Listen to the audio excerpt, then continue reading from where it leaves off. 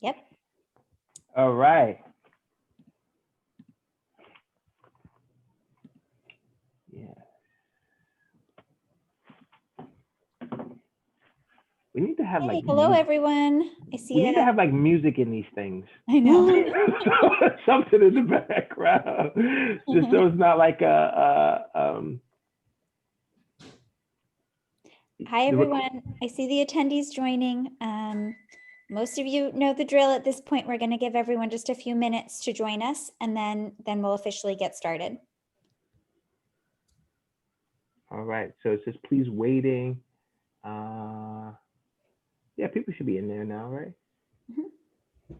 Try again. Try again. So for those that are just joining us, why don't you go ahead and drop in the comments section where you're from. Hello, Christy, and why? Yeah. All right. Philly in the building. Woo. New Paltz. Got people from all over. We're the East Coast. I mean, we're the West Coast folks. I know, right? They should be there. Look, BK is back in the building again. It's not a party until they're here. There we go. There we go. There goes your West. There goes your West Coast. There we go. We're here. Hey, Karen.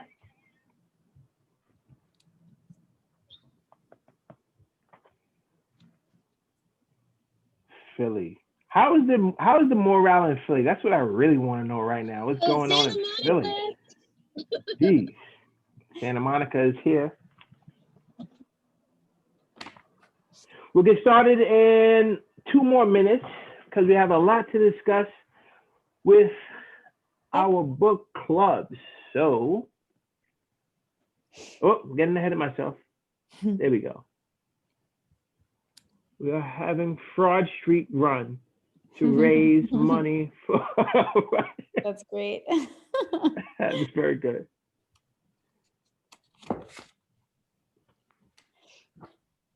Up to 21. I'm also from Philly, Rhonda.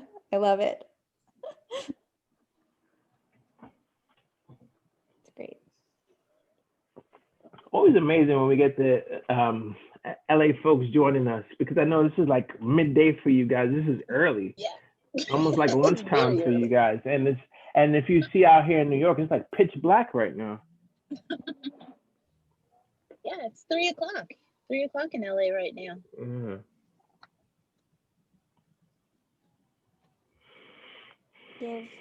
Looks like we'll get started in 1 more minute. We'll give everyone just 1 more minute.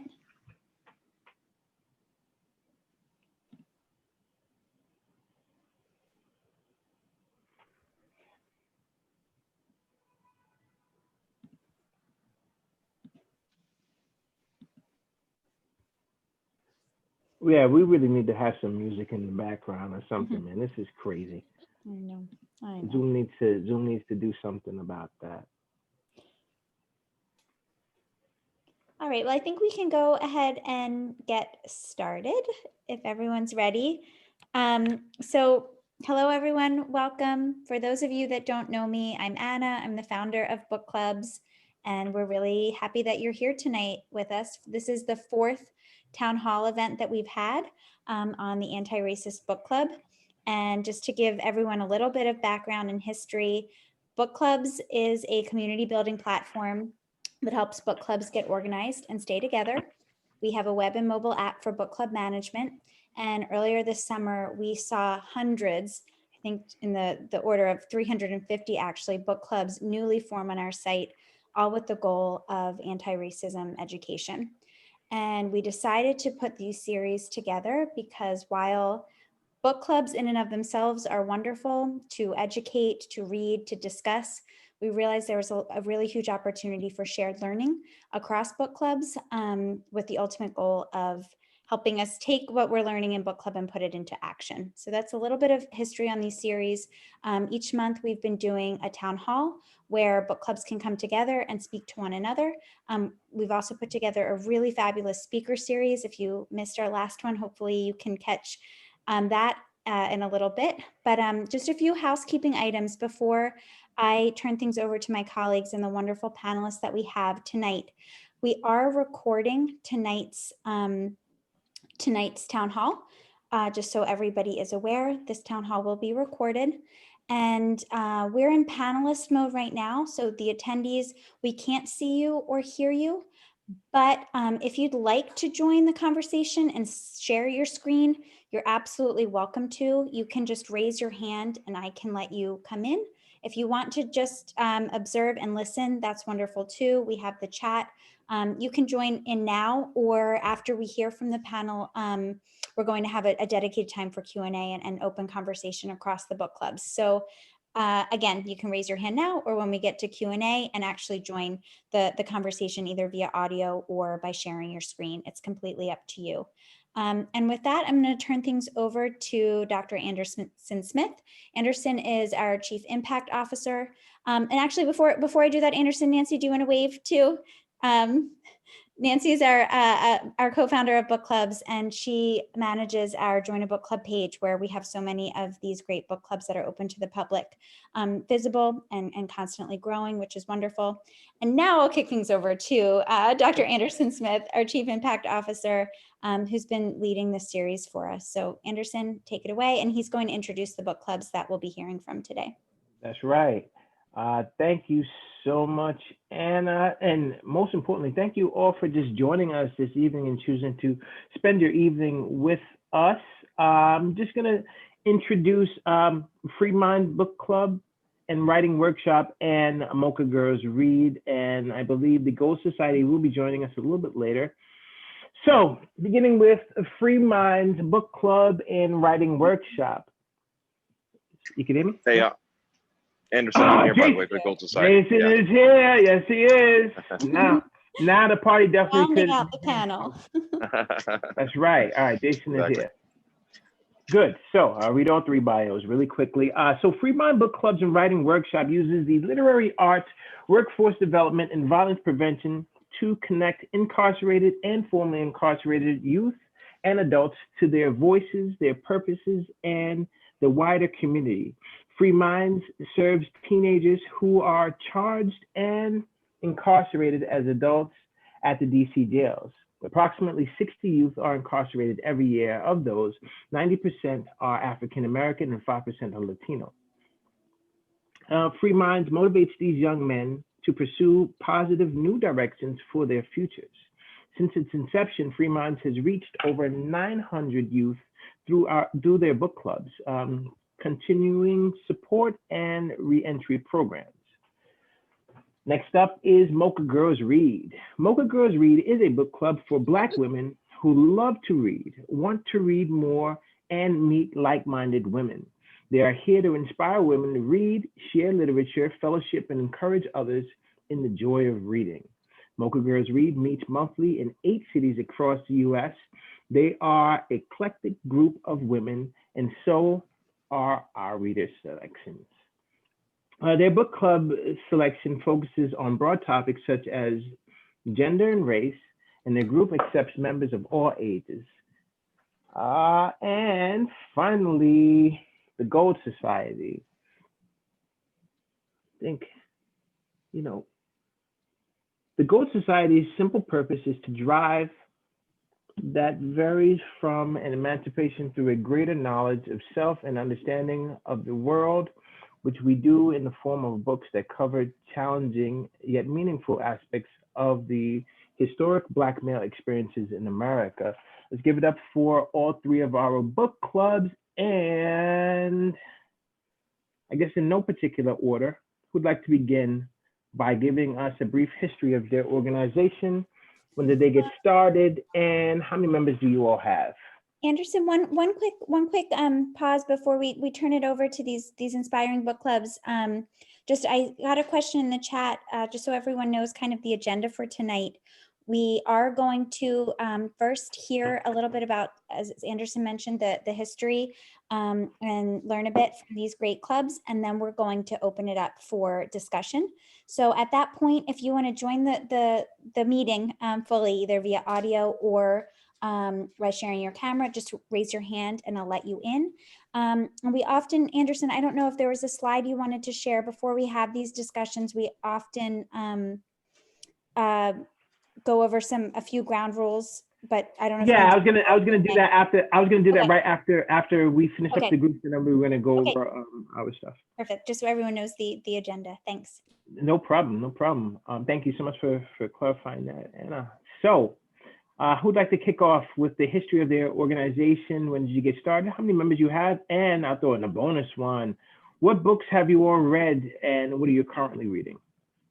And I'll put these questions in the chat so you all can know what I am asking them, and you can follow along. I'll jump in and go first. First of all, thank you all so much for having us. And I'm so excited that book clubs exists. Really excited to learn more about it and get involved. A couple of, I guess, updates to the description that Anderson read. We actually have served somewhere around 1,600 individuals now. And another really exciting update is that we serve both teenagers and adults. And as of January of this year, we started a women's book club at the DC jail, which I have no idea why it took us so long to do that, but excited that we are. It's been a lot of fun. So we got started actually in 2002. I used to be a journalist along with the co-founder and executive director, Tara Liebert.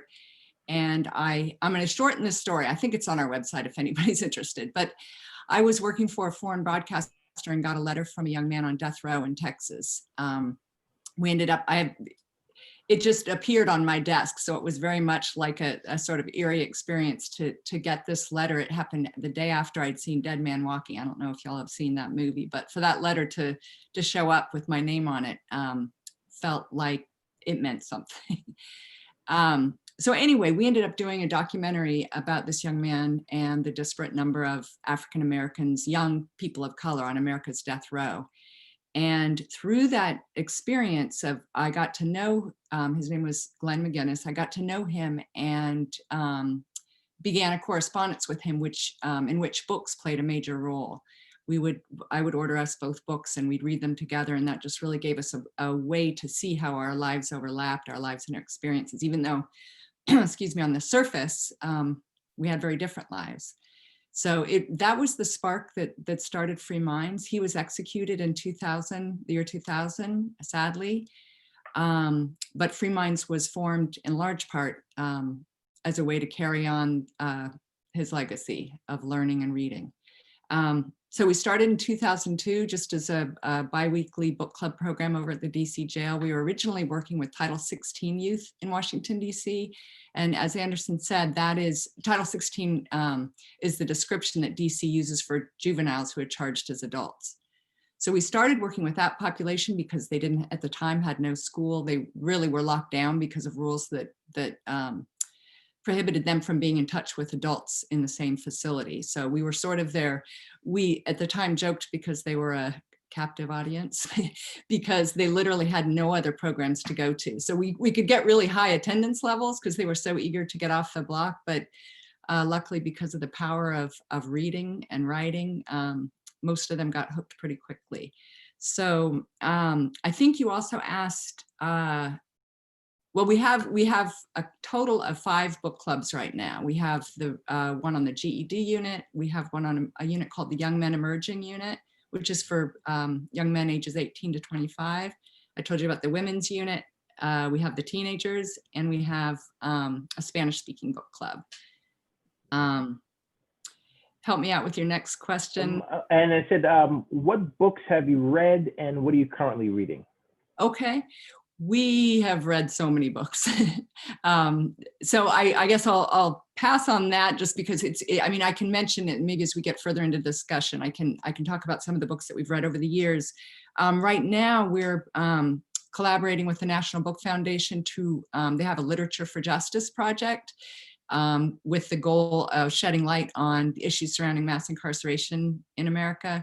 So we are reading in 3 of the book clubs. We're reading the memoir Asada by Asada Shakur. The Spanish-speaking book Club is reading a book called, it's in Spanish, but called Fruit of the Drunken Tree. I'm not sure if anybody's read that.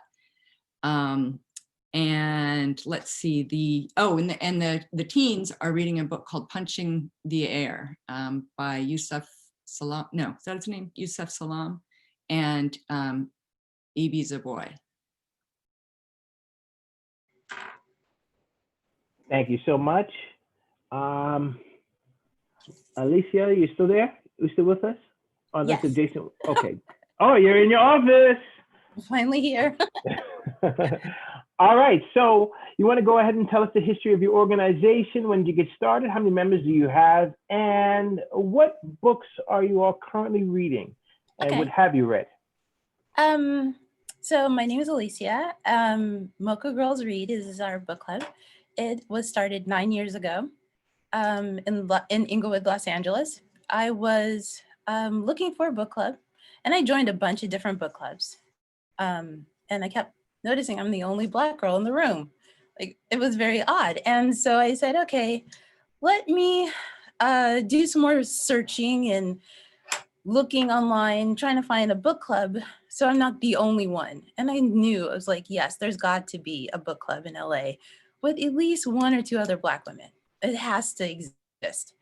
And I kept finding book clubs, and there were things that about the particular book club I was not comfortable with, like having people in my home that I don't know you guys. So, or they had memberships that were closed because they only accepted 12 people at a time, or you had to be invited by a friend. Well, since I didn't know anybody, that kind of played into that as not an option. Or there was a large membership fee. And for me at the time, I wasn't working.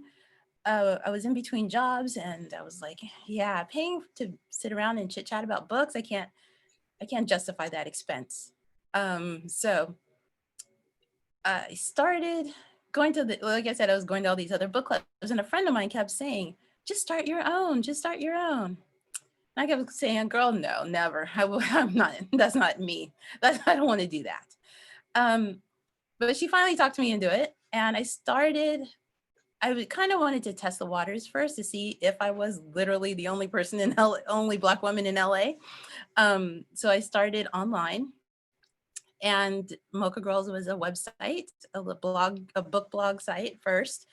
And I was astounded at the number of women that jumped online to talk about whatever they were reading and what they were doing and our love for this book character and so I said, okay, I think this can actually happen. And I started, we did our first meeting October 2011, and 12 women showed up. And out of the 12, we had it at a bookstore, a small independent bookstore in Inglewood. And 3 ladies had walked into the store and were so excited that they sat down and joined us immediately. So from that 12, we have grown to 7,000 members across the United States. Anderson, you said 8 chapters, we're now 9 chapters. Our sisters in Minneapolis have joined us, so they're our newest chapter. So we have 9 chapters across the US, and it's just astounding. It's astounding. I always tell them, if one of them shows up to a book club meeting, I'm blessed. I love chatting with them. Oh yay, look, a Harlem chapter. They're here. Yeah, they are amazing. And it's been life-changing. It's been definitely life-changing. And okay, what are we reading? So right now we are reading Hearts Unbroken by Cynthia Smith. It's a Native American YA novel. One thing that's very unique about Mocha Girls Read, we read everything. We read books by authors of all races. We read all different kinds of genres. One thing I noticed when I was forming the book club or looking for a book club was that most of the Black book clubs only read authors by Black authors or by women authors or by Black women authors. And I wanted something that mirrored closer to my reading style. it was being very selfish. And so that's what Mocha Girls, that's what we do. We read everything. We've read nonfiction, read, you know, YA, fantasy, horror. Have we done a horror? Yeah, we've done horror. We've done authors from various countries, from India, from China, you name it. We try to make it a broad section so that at the end of a year, a member could say, I've read a little bit of everything. Nice. Once we get into the topic towards the end, talking about diversifying the books, you could probably help and contribute to that conversation there. And last up, the Gold Society, Jason. Awesome. Can you guys hear me? Question. Yeah. Oh, perfect timing. I just got out of the chiropractor. Thanks for being so flexible, and Anna and Anderson. This is an incredible forum you guys put together. So my multitasking is a sign of my commitment to this and what you guys have done, and I really appreciate your, putting these town halls together. So just real quickly, and again, if someone can't hear me, let me know. But the Gold Society is fairly new, formed in the dark days of early COVID, March, in which it really was by happenstance, and then it bubbled into something greater, in which myself, a graduate of Rutgers University here in New Jersey, thought that maybe a group reading forum would be helpful to brothers of my demographic that were going through different social, economic, and political challenges in their own life. My father was an avid reader, and he still is, so I was influenced there. But we formed the Gold Society, and we tagged the phrase, "Knowledge makes a man unfit to be a slave," directly from Frederick Douglass, in order to not necessarily have a communal forum to read for bonding purposes or just an activity, but more so to really develop a graduate level understanding of the very specific history of the Black American experience, both historically and today. So it started off as a group of 5, and then now it's bubbled to 8 brothers. But actually, our format is, I think, a little bit unique. We study high quantitative, dense texts that go over market data, the numbers, the implications of slavery, Jim Crow, convict leasing, redlining. And we've actually taken all that intellectual property, all that analysis, to create upwards of about 40 to 50 pages of intellectual property, of where we've analyzed the readings, thought about them intrinsically, and started to develop unique perspectives and solutions based on that are applicable to the country now. So so stage 1 was this, and actually stage 2 is within Q1 of next year. We're going to be looking to launch a Gold Society platform that is going to take this knowledge and deliver it back to the public in ways that we think are going to be palatable. So we're thinking of a podcast, maybe a potential book ourselves that we want to write. And I think that this rich mastermind that we've put together is something that is incredibly important to share with not only Black Americans, but everybody else, as everyone on this call obviously knows that it's not just Black history that's important, but it's in fact American history. And then I guess the last thing component is the books. So we started reading, our initial book was Half Has Never Been Told by Edward Baptiste. We then dovetailed through the slave experience into Reconstruction and Jim Crow through Stony the Road by Henry Louis Gates. And then we've actually just now completed Color of Law by Richard Rothstein. And with Biden taking office, we are going to go ahead and read The New Jim Crow by Michelle Alexander to kind of nail down the 4 horsemen of what we call, again, the Black American experience: mass incarceration, slavery, Jim Crow, etc. And there's some other subsequent books we're looking into now. Eric Foner's book, Reconstruction, the big 871-page book, or 781-page book. And a number of other readings are in the pipeline as well that seem interesting. So Don't want to rant too much, but that's we don't have a website or any social media yet, unfortunately, but that'll all be coming out soon, Anderson. So, but they can thanks. definitely find you on the Bookclubs platform, though.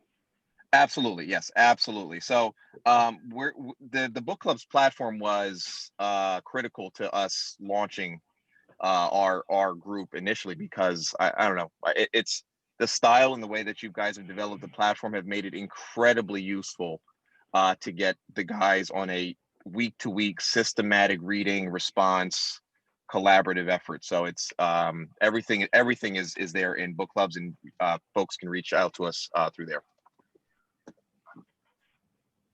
Yeah.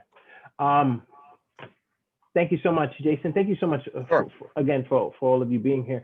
So part of the reason why we started this whole anti-racist book club, this monthly series, is so that we can kind of share ideas, learn and educate each other. So I'm going to ask you, the next question I'm going to ask you is, what sort of conversations are you having around these books? We often get the question of how to have difficult or action-inspiring conversations around our books. And I wanted to know any specific examples that you all have with the difficult examples or difficult conversations and action-inspiring around the books that you all have had. And no particular order, anyone can take it. So the question is what? Okay, go ahead. I'll repeat the question. I'll also put it in the chat. And the question is, what sort of conversations, both difficult and action-inspiring, are you having around these books? And I'm asking it with the purpose of you educating other book club people that may be on the call, or anyone that's looking to start an anti-racist book club. I'll start. I want to say we have a lot of books that most people think are very light reads, that are frivolous reads. Sometimes we call them mental chewing gum books. So it doesn't have any substance to it, but you would be shocked if you get 20 women in a room and the main character has experienced domestic violence. Then that conversation becomes a really deep conversation that the women are having regarding domestic violence they've been through. So, they grew up in a household with domestic violence. And those conversations are really healing when it's in a room of supportive women, that we don't judge you. We always bring a box of tissue because we know that book club meeting can happen, tears can be shed, the good ones and the bad ones, because some of them are hilarious tears. So I can think of one book that everybody was not excited about reading. It was the portrait of Dorian Gray, the picture of Dorian Gray. Everybody was not excited about it. But the conversation we had went to selfie culture, vanity, a lot of self-reflection happened, and the conversation about picking partners that are vain, or the men in our lives. Do we see similarities of Dorian's character in the men that we date, that we're looking to date? So yeah, we have some really difficult conversations, but they're very self-reflecting a lot of times. The action-inspiring book, I think a couple of books that are, Michelle Obama's book was very action-inspiring for a lot of people, because we got to have an opportunity to see how she became the first lady. And it caused a lot of people to say, you know what, I could do bigger and better in my life. I could push myself a little harder. She has a Q&A book discussion. And one of the questions in her discussion of her book was, what are you becoming? So we asked that question in book club meeting. And so that became a lot of people's, because we read at the beginning of the year, became a lot of the ladies' New Year's resolution to say, okay, what am I becoming? To answer the question, like, what is that? What does that mean to me? So it started a lot of great conversations and discussions. And sorry about the title, but there was a book we read called You Are Badass. Also, another book that caused a lot of people to really have these self-evaluations about where I am in my life and what do I really want and why don't I have the confidence to make it happen. And it was great. We have a lot of awe-inspiring moments. Thank you so much. Next up, Kelly. Yeah, thank you. One thing that's a little bit different about our book club, obviously, is that the population that we're working with are not as likely to identify themselves as readers when we first meet them. Oftentimes, they're being introduced to literature for the first time. So the books that we find really have, I would say the ones that are most likely to be the ones that turn a non-reader into a reader are memoirs, books that tell somebody else's story that they can see themselves in or see something that they've experienced in. So we've read a lot of books by people who have been incarcerated and have then turned their lives around. And I think when you're talking about some of the difficult conversations, a lot of times these books that our readers see themselves in the fact that people had low expectations of them when they were growing up. And one example that was just recently is we read a book called Free Cyntoia by Cyntoia Brown Long or Long Brown. I forget which one comes first, but she was recently granted clemency in, I want to say, Oklahoma. Anyway, she was a young woman who was incarcerated, and she talks about her experience in school and her teachers literally telling her they had no hope for her. And that there was one young man who read the book who told the story about the fact that he had a teacher who offered him an A if he would give him $20, which of course just made my brain explode because I just can't imagine that happening. But nobody else, everybody else was like, oh yeah, that, stuff like that happened to me too. So I think, and she, of course, Cyntoia went on to acquire her degree in while she was locked up, she got her college degree. So I think in terms of action inspiring experiences with books, it's sort of what you said, I think, Alicia, about the book Becoming. It's very self-focused, as opposed to like we think of like a book making you want to do something for the community. We're like a few steps before that, where they're thinking, I don't have to live this trajectory. I can do something totally different. And that's why memoirs are just so incredibly powerful with our book club members. Right, Jason.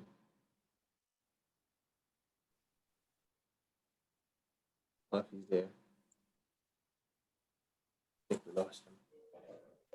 All right, Kelly, Alicia. Sorry. All right, there we go, Jason. Sorry, I was on mute. I apologize. No, it's okay. So what sort of conversations are you having, both difficult and action inspiring, you're having around the books? Yeah, those were great responses. I would say, some of the difficult conversations, I have to preface this, the context of the content you engage in is obviously going to be different across all book clubs. And I can't say for other book clubs, but it sounds like we all seem to read information that goes against the conventional American narrative as far as racism is concerned in general terms.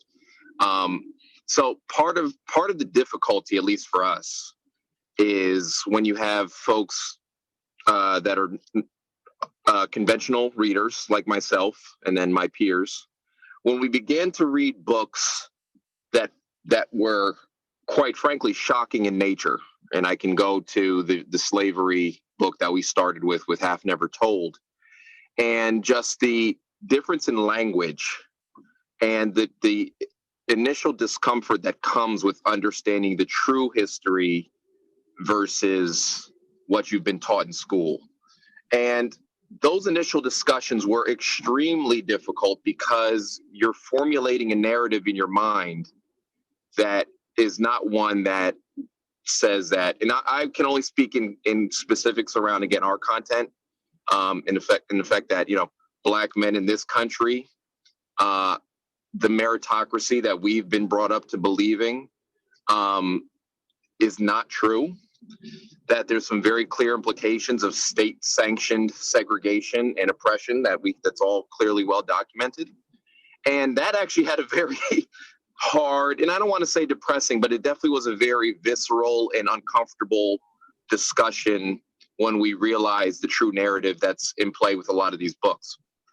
I would say, though, it became very inspirational to understand that despite that history, we are still here. So I think that there's a silver lining to all this. But even further, as far as action is concerned, and again, I've seen this firsthand now, is that we are creating solutions ourselves versus having someone else create solutions for us. In other words, I've seen it firsthand. The brothers in Gold Society have developed a higher confidence, have started to take upon initiatives they normally wouldn't have done before. And it's creating action items outside of the readings to start to, one, spread the narrative to others, as well as employ some of these solutions that we think can help at least the local people in our own circles. So, maybe I can definitely go into more specifics, but I guess I'll leave with this, is just, there was a great TED Talk that talked about the power of fictional reading, but I think you could apply it to nonfiction, in which they actually did brain scans of people that were in scenarios, and then they did brain scans of people that were reading about those scenarios, and with different intensity, but you saw areas of the brain light up the same. In other words, if a guy's riding a bike or a young lady's riding a bike, me reading about that experience actually places me literally in that scenario. Less intensity, but it places me in that same scenario, which goes to the power of reading and being able to build empathy and understanding and hopefully action from things that you're reading. So I saw that to be a very powerful connection to just reading and then moving the group forward and things we could do afterwards. So sorry, I don't want to be too generic with the answer, but hopefully that gives a good idea of conversations we've had. No, that's perfect, and it's a great segue for us. It's just speaking about the power of the vicarious experience, right? I often say, especially I borrow this from Dr. Rudine Bishop. She says that books are mirrors, windows, and sliding doors, all inviting us to take part in these worlds. And it's great that you all have found book clubs as a way to kind of, I guess, help facilitate that vicarious experience. I'm going to pass it off to Anna. She's going to open up to anyone that wants to join the conversation now. And I have a question for all of us as we join. So all you have to do is just raise your hand if you want to kind of join and chime in if you have something to say. And Anna will let you in.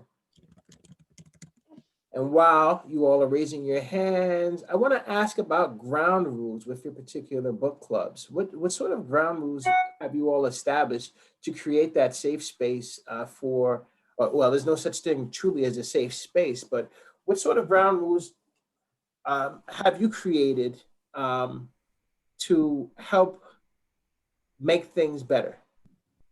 And I'm gonna open up my slides after we. Yep, and we're gonna open these questions are for everyone, the book clubs that are attending and for our panelists. So if you are joining us and have a question or thoughts about this question or previous ones, just raise your hand and I can either unmute you or allow you to just join the conversation fully and share your screen. Tell us a little bit about yourself when you do. Yeah. Rules. This is Jason again. I can kind of start. I have a very quick ground rule, which is really just I don't want to say enforcing, because you really can't enforce something that's a hobby, but highly encouraging people to be collaborative. I think, at least with our book club, we do a question of the week every week, which we, again, We don't make it mandatory, but we highly encourage everybody participate. And the reason we do that is not only as a primer for people to enter in that weeks or months discussion with their own talking points, but it actually works as a mechanism that we found in order to really develop like a mastermind, like a shared understanding of the content through everybody's like diverse set of experiences. And what I found, at least as being moderator of my book club, is that you definitely have some people that are more boisterous. They want to talk more and express themselves. But you also have to remember the quiet ones in the book club and the ones that may be a little more passive. Figuring out how to get them involved in the conversation, because once you do, at least from our experience, we've realized like incredibly rich personal stories and insights that we wouldn't have gotten if we would have just relied on the same, 3 or 4 people that always want to share their insights. I love that. So, the quiet ones.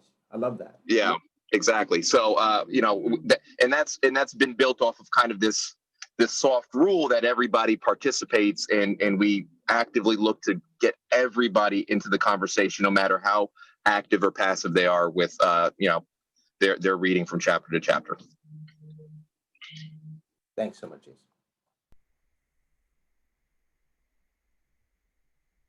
Kind of the same rule as Jason, but ours is number one. Safe space rule is no men. Sorry, but to make it very safe, we let the women know no men are allowed, so you can voice your opinion as much as you want. No worries here. It's a no judgment zone. You could hate the book and tell us you hate it, and it's fine. It could be the best book you've ever read in your whole entire life, or the only book you've ever read in your whole entire life, and that's fine too. We also have a rule that you don't even have to read the book to join us. And that is because we do a lot of conversation around book topics. Like I mentioned earlier, if the book is about domestic violence, so that is going to be the topic, as well as talking about the book, we are talking about domestic violence. So you don't even need to read the book to come. You don't have to buy it. You don't have to own it. Just show up. We always tell the ladies, just you being here is meaningful to us. So that is another safe space rule. And you can tell us you didn't read the book, and it's okay. It's quite all right. Yes. So we also make sure that everybody has an opportunity to speak. Every single person that comes in has an opportunity to talk about the book, talk about the experience, or talk about themselves. So yes, we do a little bit of the same thing as Jason does. Yeah, I think we're on the same page as well. We definitely encourage participation, and we do ask people what page they got to, but we want it to be accessible to people who struggle with reading. So you don't have to. You still are encouraged to come even if you didn't read, because we do the same thing as you do in the Mocha Girls Book Club. Every discussion question that I bring, I always have a follow-up, relating it to your own life. So like you said, if it were about domestic violence, we would say, have you ever known somebody in an abusive relationship? Or, just to allow everybody to participate, even if they can't read. Our other rule is you cannot judge a book if you haven't read it. And I know that sounds really basic, but a lot of people will say this book was stupid. And almost always we discover that they didn't read past the 3rd page. And really our main ground rule that we always keep coming back to is respect. And it really isn't an issue. It sometimes is an issue in our book club with teens. But as obvious, and that's partly because of the environment of being incarcerated. There's a lot of posturing that goes on, especially with young men. So respect isn't usually, sometimes the line is crossed, but as people have been in the book club for several sessions, there's sort of a camaraderie that develops, which is a really cool thing to watch happen, where people can be vulnerable and they're not afraid. So that, as I said, that's a great experience. What I often found having topics, sometimes it's just difficult to come up with discussion questions because you don't know which way to pull from. So guess what we have at book clubs? we created a discussion guideline for any book club looking to have discussion questions. And I just dropped that in. So this way, you click on the book, it gives you a summary of the book, and it even gives you some possible discussion questions that you can have with your book club. And we have a ton of books on there, and the bookclubs.com website is a great resource to have for any book club. And it's all free of charge. Any questions from the audience for our lovely book club groups? Oh, I see Leah join us. Yep. Hi. For those in the audience, we would love to hear your updates. So many of you, I think, have joined us for previous town halls. If you have a question for these inspiring book club leaders, you can drop it in the chat or raise your hand. But if you have an update to share or thoughts on any of the topics and questions that were recently discussed, now's your chance to join the discussion. So please do. Yes. We have a couple of minutes, and then we have a couple of housekeeping and slides, and then we'll get to hear some tips for you all. But any questions for our book club, or any thank yous, or anything? You guys have done a phenomenal job. Thank you so much. Oftentimes we get the question of how to facilitate these discussions, and I think seeing real book clubs and how you all do it has definitely given me some ideas, and I'm sure it has done the same for some of the people here.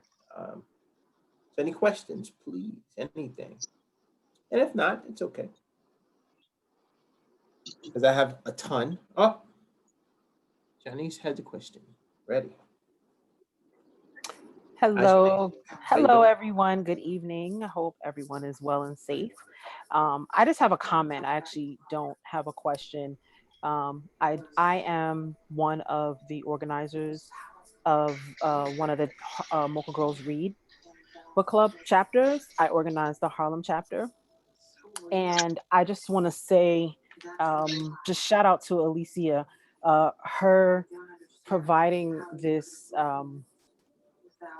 this opportunity for fellow book lovers.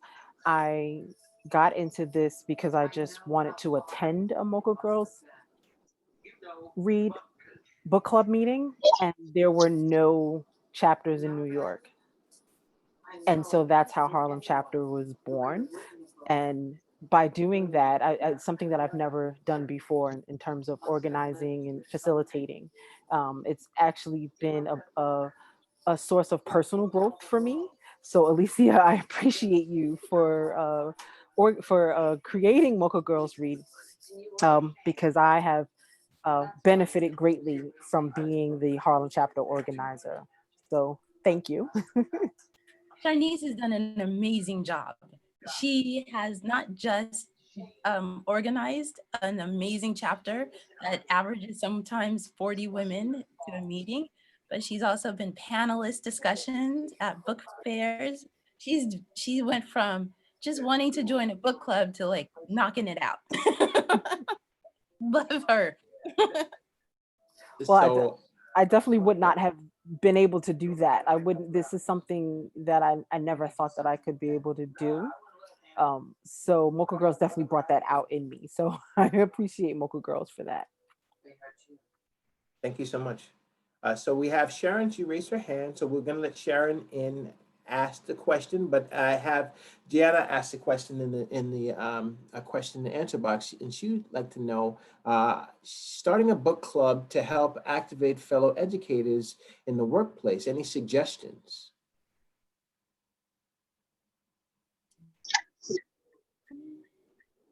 For workplace book clubs, I think it's really important that you first find out who wants to be like to help you do it, because work is work and that might interfere at times. So don't jump into it by yourself. See if you can find somebody to help you, be your number two. And also find out what people are interested in. If they want to do nonfiction, if they want to do fiction, if they want to mix it up, see what, do a quick little great apps like Slack and WhatsApp that you can create a group so you guys could chat with each other and you don't have to be in the same place all the time. Thank you so much for that response. Anyone else wanted to respond before we go to Sharon?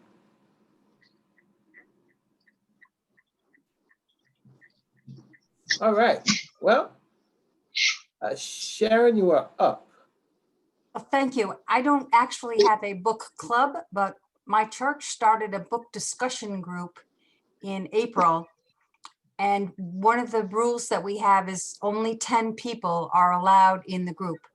So it allows everybody to have an opportunity to speak. And I really like that. So we started with white fragility. And we did that, I think we did it about 8 times because we would have 10 people and then there were more people that wanted to do it. So we had another one and another one and another one. So we had like 80 people that read that book. My pastor is a fabulous biracial woman. She's brilliant and she gave us the questions before. So it was 3 weeks. So the readings were broken up into 1/3, 1/3, 1/3, and she would give us the questions for the third. And then when we would meet together, she would say, so what questions did you find difficult to answer? Or what question would you like to discuss and hear someone else's opinion about? So we did that. We did stamped. We did why are all the Black kids sitting together in the cafeteria? And we just finished Stand Your Ground.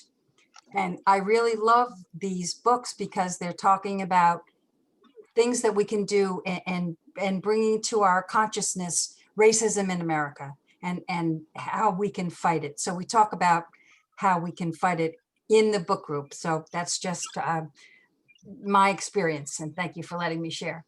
And no problem. And thank you so much for doing the work, Sharon, as well. We'll take our final question from Tracy. Then we have some housekeeping stuff to take care of.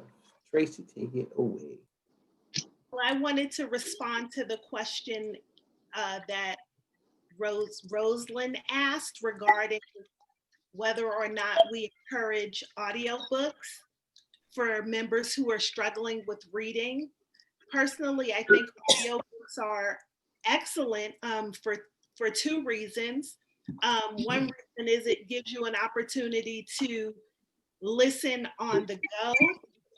However, if you're able to actually offer that person a book, a physical book, in addition to the audiobook, it allows them the opportunity to practice their reading, to get proper pronunciations, enunciations. And as a former educator, especially with young people or persons who hadn't had the opportunity to develop early pre-reading skills, children with special needs, adults with special needs, and those with second language learners, audiobooks really are can be a great asset. So I think that it's a great opportunity. And I'm from the San Diego chapter of Mocha Girls Read, and I also want to thank Alicia for the huge weight of managing 9 chapters and more than 7,000 women. She's an inspiring leader and just an amazing woman. So thank you, Alicia. Thank you, Tracy. Perfect. Thank you all so much. I am going to do a quick screen share. I wanted to share 3 tips because I know we don't have that much time. We have 5 minutes and we have a couple of housekeeping items, and I'm going to share the link, the YouTube clip or the YouTube video from our last event, and provide the registration for our upcoming event on the 19th. So let me do a quick screen share. I'm going to go over how to diversify your bookshelf and being culturally responsive to literary selection. Now, diversifying our bookshelves help us diversify our approaches. And I have 3 quick tips that we have. I didn't want to share them all because I want to keep you all coming back. So we're going to do these 3 tips first. So the first tip I have is make it manageable. If you're going to diversify your bookshelf, if you're looking to diversify your bookshelf, you want to start off with one genre. Don't look across multiple genres because you're going to get kind of bogged down with what to look for, where to go. So if you just start with one genre, once you find that genre, you identify it, do your research in that genre. Who are the Black, Indigenous, the people of color in that genre, right? And then finally, start a monthly practice. There are 12 months in a year. Each month you can tackle a new genre. Those are my 3 quick tips, and I'm going to share with you 3 books to help diversify. Everything's Everything by Nicola Yoon. Who Fears Death? And It Went Away. Let's Play It Again. And Clap When You Land by Elizabeth Acevedo. Hang on one second. Let me get to the next slide. We have a demo day coming up. I don't know if we want to speak to it, but it'd be good to have some people in the audience so they could vote for us so we could get some money for our organization. Nancy, no? I can drop the link if you all want to check it out. We're something we've been working on for the past several months. So do check it out. But also I will be sharing a link to our blog, which offers some great organizational tips. I know, especially for the person that was interested in getting their company doing a book club. So I'll share that in the chat now. Yes. And finally, we have our upcoming event on November 19th from 6 to 7:15 Eastern Standard Time with authors Mark Nowak and Caitlin Greenidge, hosted by Trey Johnson. It's our Advancing Anti-Racism Through Literature speaker series, and the theme for that evening is social transformation through community. So it'd be good, and I'm also going to drop that in the chat. This way you all can register for that event. And yeah, we have 2 minutes left. Any final thoughts, anything? Well, I'd like to say thank you all to all of the book club that joined us. And I know, Alicia, you had something to say. Go ahead. Oh, I was just going to say thank you so much for the invite. Thank you for hosting this. Thank you, Anna and Nancy, as well. You guys are amazing. You've done a great job. Love the site. Love the whole platform you guys have put together. It's amazing. Thank you so much, Alicia. And I think Mocha Girls Read and Jason, Gold Society, Kelly, Free Minds, these are really inspiring book clubs. Thank you for sharing your experience with us. I think you probably have given the attendees a lot of great ideas. And for everyone that's joining, we're dropping a lot of links here. Please do check out our blog. We'll follow up with everyone with not only the recording of tonight's event, but our previous speakers event, which was really rich with a lot of great inspiration. Yeah, I'll drop that in the link next right now. If you just give me 1 second. Yeah, lots of links. We'll follow up with everyone, but thank you so much. Yes, and this is also taped, so this way you all can kind of review it. YouTube. And I am, of course, having trouble finding the freaking link. 1 second. This is new for us. We have a YouTube channel.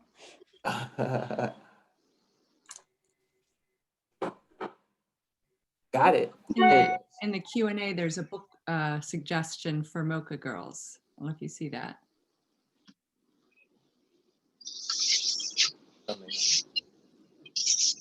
And here is the YouTube clip for our last event.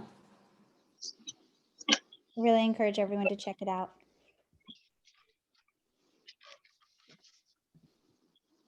Perfect. Well, everyone, have a wonderful, wonderful evening, and I look forward to seeing you all at the next event.